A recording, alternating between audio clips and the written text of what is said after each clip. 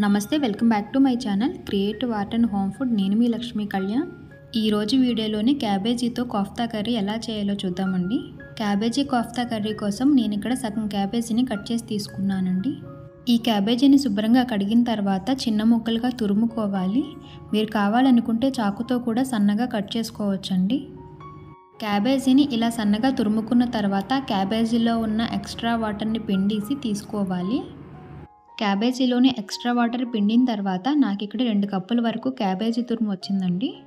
ఇప్పుడు ఇందులోని 4 టేబుల్ స్పూన్ల వరకు శనగపిండి, పావు టీ స్పూన్ పసుపు, రుచికి తగినంత ఉప్పు, 1 టీ స్పూన్ కారం, 1 టీ స్పూన్ ధనియాల పొడి, 1 పచ్చిమిరపకాయని ఇలా చిన్న ముక్కలుగా కట్ చేసి వేసుకోవాలి. చివరిగా కట్ చేసిన కొత్తిమీర వేసుకొని వీటన్నింటినీ బాగా కలుపుకోవాలి. పిండిని కలిపేటప్పుడు మరీ ఎక్కువగా ప్రెస్ చేసి కలపకూడదండి. అలా కలిపితే క్యాబేజీలోని ఏమైనా ఎక్స్ట్రా నీళ్లు ఉంటే అవి రిలీజ్ అయ్యి పిండి లూజ్ అయ్యే ఛాన్స్ ఉంటుంది.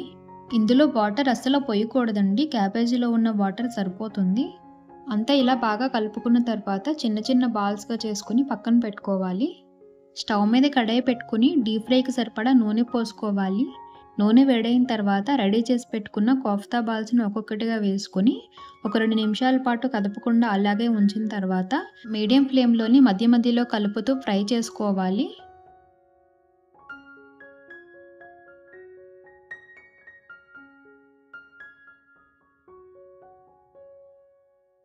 కోఫ్తాలన్నీ బాగా వేగి ఇలా గోల్డెన్ బ్రౌన్ కలర్లోకి వచ్చిన తర్వాత పక్కకు తీసుకోవాలి. ఇలానే మిగిలిన కోఫ్తాలను కూడా వేయించుకోవాలి. ఇప్పుడు స్టవ్ మీద కడాయి పెట్టుకుని 2 టేబుల్ స్పూన్ల వరకు నూనె వేసుకోవాలి.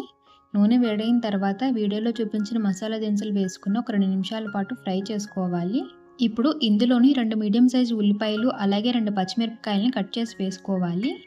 1 పావు టీ స్పూన్ పసుపు, ఉల్లిపాయలు వేగడానికి కొంచెం ఉప్పు వేసుకుని మీడియం ఫ్లేమ్లోని బాగా వేయించుకోవాలి.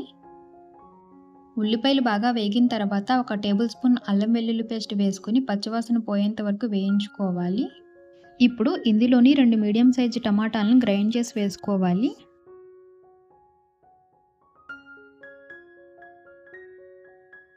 టమాటాలు ఉడికి ఇలా కొంచెం దగ్గర పడిన తర్వాత ఇందులోని రుచికి తగినంత ఉప్పు, 1/2 టేబుల్ స్పూన్ కారం, 1 టీ స్పూన్ ధనియాల పొడి వేసుకుని అంతా ఒకసారి బాగా కలుపుకున్న తర్వాత మీడియం ఫ్లేమ్లోని మూత పెట్టి ఒక 3-4 నిమిషాల పాటు ఉడికించుకోవాలి. టమాటా అంతా బాగా ఉడికి ఇలా నూనె సపరేట్ అవుతున్నప్పుడు గ్రేవీకి సరిపడేంత వాటర్ను పోసుకోవాలి. గ్రేవీ థిక్నెస్ కోసం నేను ఇక్కడ 1 టీ స్పూన్ శనగపిండిని వాటర్లో కలిపి వేసుకుంటున్నానండి. మీరు కావాలనుకుంటే శనగపిండికి బదులుగా 1 టేబుల్ స్పూన్ వరకు జీడిపప్పు పేస్ట్ కానీ లేదంటే గసగసాల పేస్ట్ కానీ వేసుకోవచ్చు. గ్రేవీలోని శనగపిండి వేసిన వెంటనే బాగా కలుపుకోవాలి, లేదంటే ఉండలు కట్టే ఛాన్స్ ఉంటుంది.